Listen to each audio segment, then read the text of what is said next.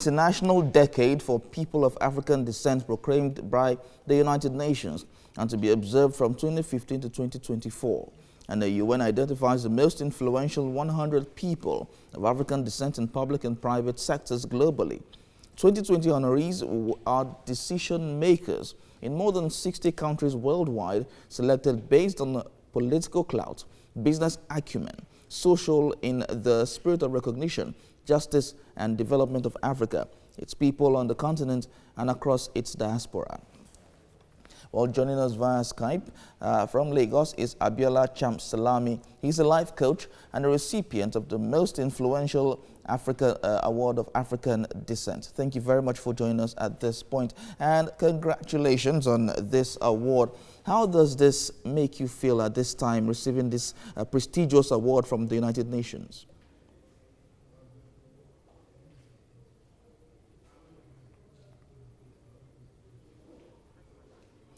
Now, if you can hear me now, I just asking, how does this make you feel? First of all, congratulations are in order. How does this make you feel receiving this award from the United Nations? Quite prestigious.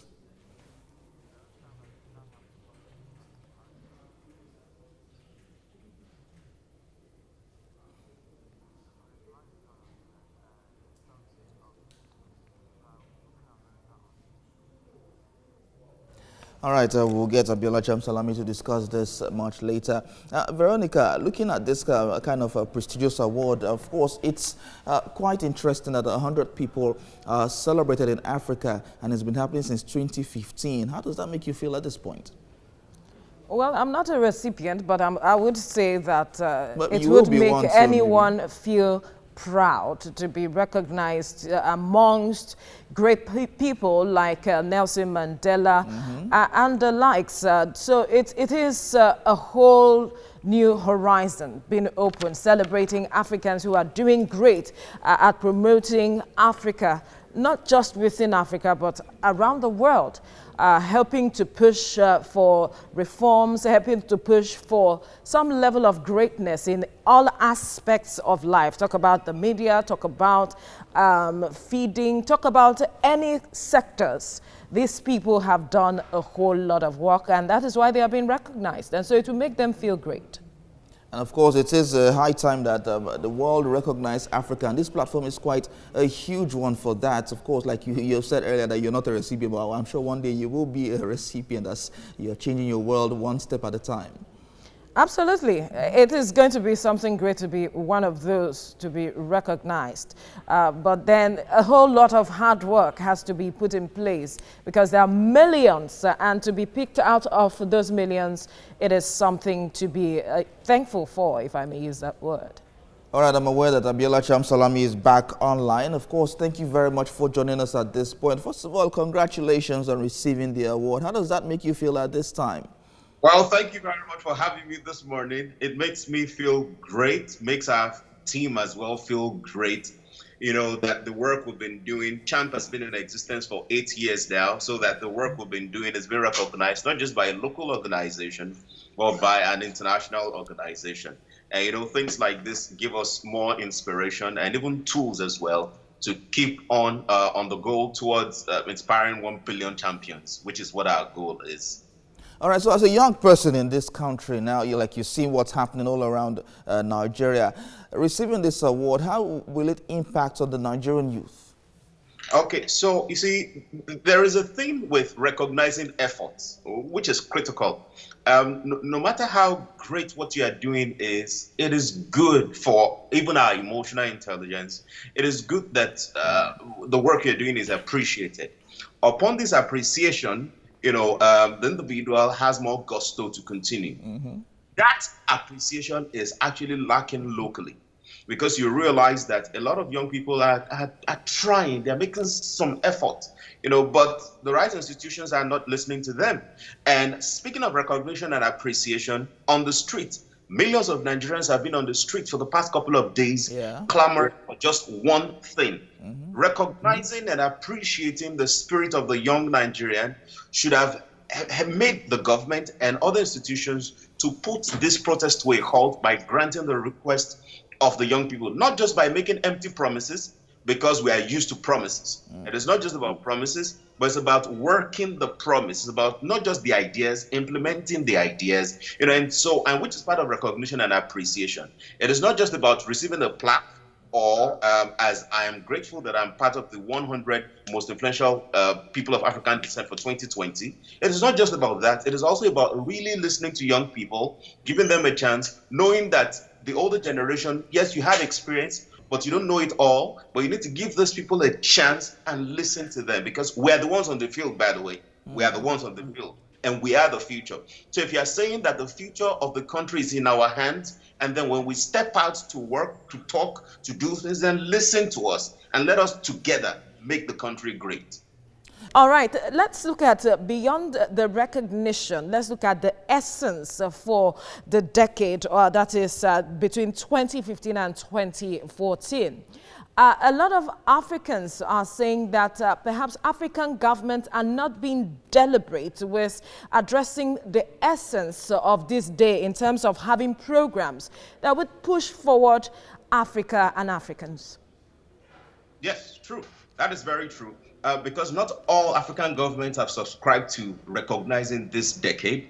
And it's a great thing by the UN, to put a spotlight of people of African descent who have been marginalized over time, who have been in slavery over time, over hundreds of years. And while slavery seems to have ended on paper, there's still the effect of slavery still staying with us. But one of the ways to get that mindset off is about shining the light on certain Africans. And by the time I see that there are people that, despite the situation that we're all in, there are people who are thriving, who are making a difference, it also inspires me, to continue as well, which is why it's important for African governments to recognize this decade of most influential people of African descent, the decade of African descent. Now, what would be for you now, what would be practical steps that would be seen as being deliberate to address issues? Okay, number one on the list regarding recognition is appreciation. Now, appreciation doesn't necessarily mean that we are applauding anybody. Appreciation begins with listening, which takes me to the present crisis ravaging the country. The protest, young people saying end SARS.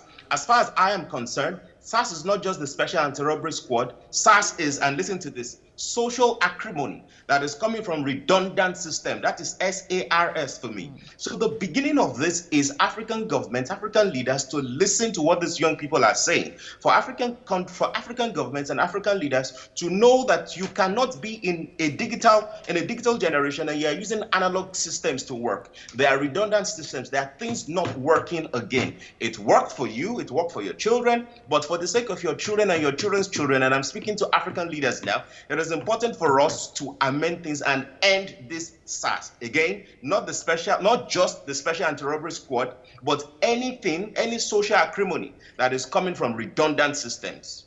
Social acrimony coming from redundant systems, very critical and crucial there. But for you now that have been recognized, what next? What are you building on this recognition?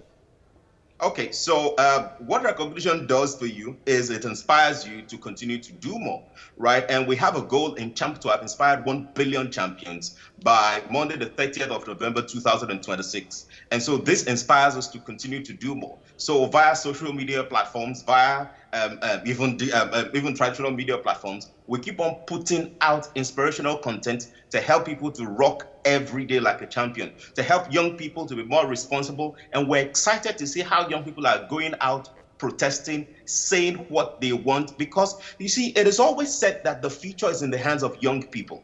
And therefore, it sounds hypocritical, kind of, because these leaders say that the future is the young people. And when young people are making recommendations about the future, when young people are protesting that an old system is no more working, the African leaders seem not to listen. So recognition and appreciation is not just about applauding anyone, it's about listening and not just making promises after listening as well. It's about implementing the promises.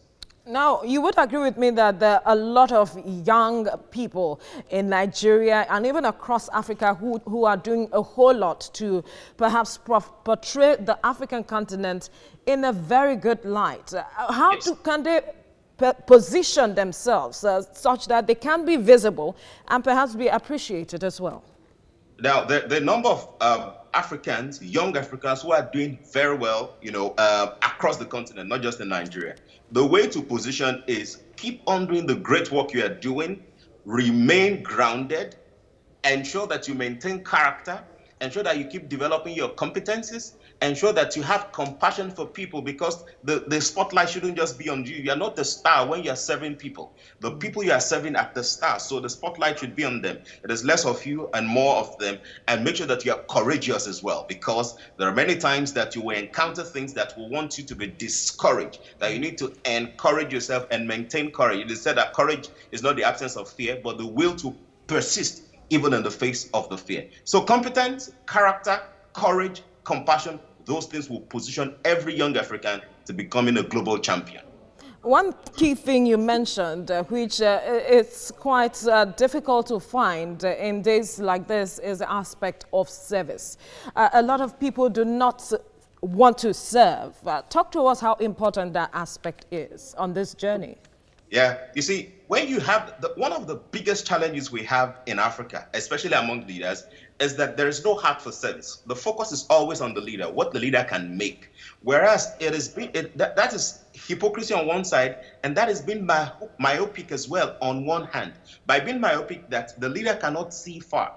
Because if I only concentrate on myself, yes, I will make some money. But if I help people to grow, I help the economy to grow, I help people to get best of education in the world, the roads are tarred, there is more money to go around everybody. But because people are myopic, because people are not visionary, they make the focus themselves. Service is the way for you to even be more successful than you are. And when everybody is happy, when everybody is successful, what joy do you have? What great joy do you have as the leader, as compared with when people are in poverty?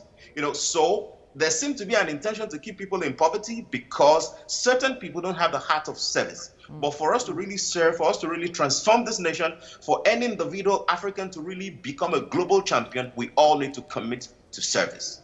All right, Abiola Champ Salami, thank you for being one of Africa's champions that is shining the great light across the world. Thank you for your time on the program. Thank you for having me.